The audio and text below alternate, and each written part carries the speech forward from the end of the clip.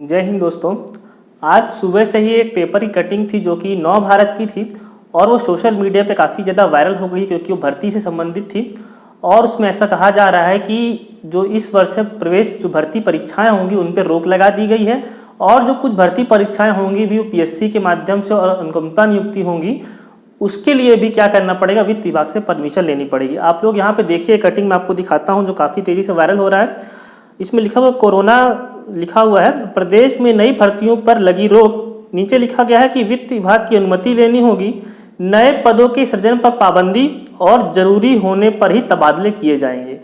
तो दोस्तों, इस प्रकार का जो नोटिफिकेशन निकाला जाता है वो वित्तीय वर्ष के बाद लगभग अप्रैल या मई के महीने में आप लोग को देखने के लिए मिलेगा। पिछली गवर्नमेंट थी जब रमन सिंह जी मुख्यमंत्री थे, उस समय भी इस प्रकार के नोटिफिकेशन निकाले जाते थे।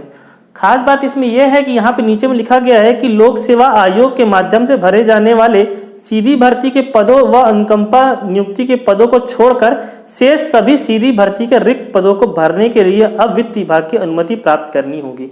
तो वित्त विभाग से अनुमति पहले भी प्राप्त करनी पड़ती थी, अभी भी प्राप्त करनी पड़ती है। 1 अप्रैल को नया वित्तीय वर्ष स्टार्ट हो जाता है तो उसके बाद इस प्रकार के नोटिफिकेशन निकाल दिया जाता है और इस साल भर क्या प्रक्रिया में रहते हैं। जितने भी नए पद आते हैं सभी के लिए आपको पहले भी वित्त विभाग से परमिशन लेने पड़ती थी और अभी भी लेनी पड़ेगी। बात यह है कि अगर वित्त विभाग से परमिशन लेने के बाद पद निकाल दिए जाएं और उनकी भर्ती ना ली जाए तब उसमें दिक्कत आती है। अगर आपको वित्त विभाग से परमिशन ही नहीं मिली है तो वैसे ही भर्तियां नहीं निकलेंगी, लोग फॉर्म नहीं डालेंगे। लेकिन जो विद्यार्थी होते हैं उनको सबसे ज़्यादा परेशानी इस बात की होती है कि वित्त विभाग से परमिशन मिलने के बाद फॉर्म भरा लिए जाते हैं और फॉर्म भरा लेने के बाद उनकी भर्ती परीक्षाएं ही नहीं ली जाती हैं। सबसे पहले बात करूं, 2018 में एसआई भर्ती परीक्षा आई थी जिसके लिए अभ्यर्थियों ने फॉर्म भरे, लेकिन अभी तक कोई प्रक्रिया उसके बाद नहीं हुई है। अगर पीएससी के बारे में कहूं मैं तो 2020 में जब कोरोना काल का फर्स्ट वेव चल रहा था तो उस समय एसीएफ रेंजर के पदों पर फॉर्म मांग लिए गए थे। उसके बाद उसमें कुछ अड़चनें आ गई थी, जैसे कि कृषि विभाग वाले उसे फॉर्म नहीं डाल पा रहे थे। उसके बाद वो अभी लगभग 1 साल होने को है वो और अभी तक उसकी भर्ती परीक्षा नहीं ली गई है। इसी प्रकार मैं बात करूंगा विधानसभा की ग्रेड 3 की तो 2019 में उसके लिए फॉर्म मांग लिए गए थे, उसमें कोरोना भी नहीं था। वित्त विभाग से परमिशन मिली होगी तभी उसकी भर्ती निकाली गई होगी और भर्ती के लिए फॉर्म लेने के बाद उसकी अभी तक क्या किया गया, एग्जाम नहीं कराए गए हैं। उसी प्रकार सहायक मार्शल की बात कर सकता हूं मैं कि नहीं निकाले गए हैं। 2017 में 18 में सीएफ वगैरह की भर्ती आई थी, उसके बाद कांस्टेबल की भर्ती आई थी, उसको 2021 में भी कंप्लीट कराया गया डीएफ की भर्ती को। लेकिन देखा जाए तो वो 2017 की भर्ती थी और उसके बाद से भी कोई भर्ती 18 में भर्ती नहीं आई, 19 में नहीं आई, 20 में, 2021 का समय आ गया है। तो इस जो पृष्ठ इसमें लिखा हुआ है कि शेष पृष्ठ 5 पर उसके आगे की भी मैं खबर आप लोग को दिखाता हूं। यहाँ पर लिखा गया है कि राज्य शासन के निर्णय के मुताबिक वित्त विभाग द्वारा वर्ष 2020-21 के लिए जारी किए गए शासकीय व्यय में मितव्ययिता व वित्तीय अनुशासन संबंधी जो निर्देश थे वो 2021-22 में भी लागू रहेंगे। इसके तहत होना क्या है, इसके तहत यह होना है कि इसके तहत जिन पदों के लिए वित्त विभाग से भर्ती की अनुमति प्राप्त हो चुकी है लेकिन नियुक्ति शेष है उनके लिए भी वित्त विभाग से अनुमति पुनः लेनी होगी। हालांकि ऐसे प्रकरणों में जहां भर्ती की कार्यवाही प्रक्रियाधीन है उसकी भर्ती प्रक्रिया जारी रखी जा सकती है। तो यहाँ पे इंपॉर्टेंट ये है कि अगर अब जो शिक्षा कर्मी वाले थे उनको अगर नियुक्ति देनी है तो हो सकता है वित्त विभाग से फिर से परमिशन लेनी पड़ी क्योंकि उनको भी नियुक्ति नहीं हुई है। 14,000 में से लगभग 3-4 हज़ार के आसपास लोगों की नियुक्ति हुई है, 11,000 लोगों की नियुक्ति यहाँ पे बाकी है। दूसरी मैं बात करूं, यहाँ पे लिखा हुआ है हालांकि ऐसे प्रकरणों में जहां भर्ती कार्यवाही प्रक्रियाधीन है उसकी भर्ती प्रक्रिया जारी रखी जा सकती है। एसआई की भर्ती के संबंध में हमारे गृह मंत्री ताम्रध्वज साहू जी ने विधानसभा में कहा था कि 655 पदों पे भर्ती प्रक्रियाधीन है। तो एसआई की भर्ती क्या है, प्रक्रियाधीन है, तो वो भर्ती लगभग यहाँ पे चलती रहनी चाहिए। हालांकि उसके संबंध में कुछ आगे निर्णय ही नहीं लिए जा रहे कि भर्ती होगी कि नहीं होगी।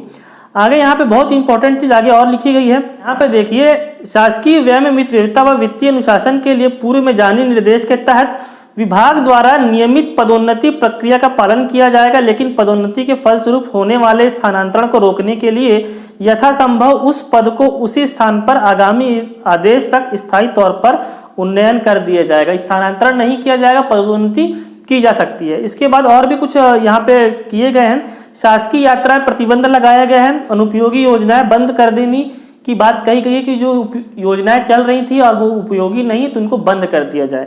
तो इस प्रकार से ये नोटिफिकेशन निकाला गया है। तो इसमें इंपॉर्टेंट बात यह है कि इस प्रकार के नोटिफिकेशन हर साल निकाले जाते हैं। एक मित्र ने कमेंट किया मेरे वीडियो पे कि इसके संबंध में कुछ वीडियो बनाऊं, तो होप सो आप लोग ये पूरी बात इसमें समझ गए होंगे। भर्ती प्रक्रियाएं जब फॉर्म ले लिए जाएं और उसकी परीक्षाएं ना हो तब बहुत तकलीफ होती है, क्योंकि व्यक्ति पैसा दे देता है, फॉर्म भर देता है और उसकी तैयारी में लग जाता है। अगर वित्त विभाग परमिशन नहीं देगा, उसके लिए फॉर्म नहीं लिए जाएंगे, तो परीक्षार्थियों को उतनी तकलीफ नहीं होगी जितनी कि फॉर्म भरने के बाद होती है। अभी मंडी निरीक्षक एग्जाम होने वाला था 29 अप्रैल को, वो भी पोस्टपोन्ड हो गया है। एसीएफ का एग्जाम पिछले 1 साल से नहीं हुआ है।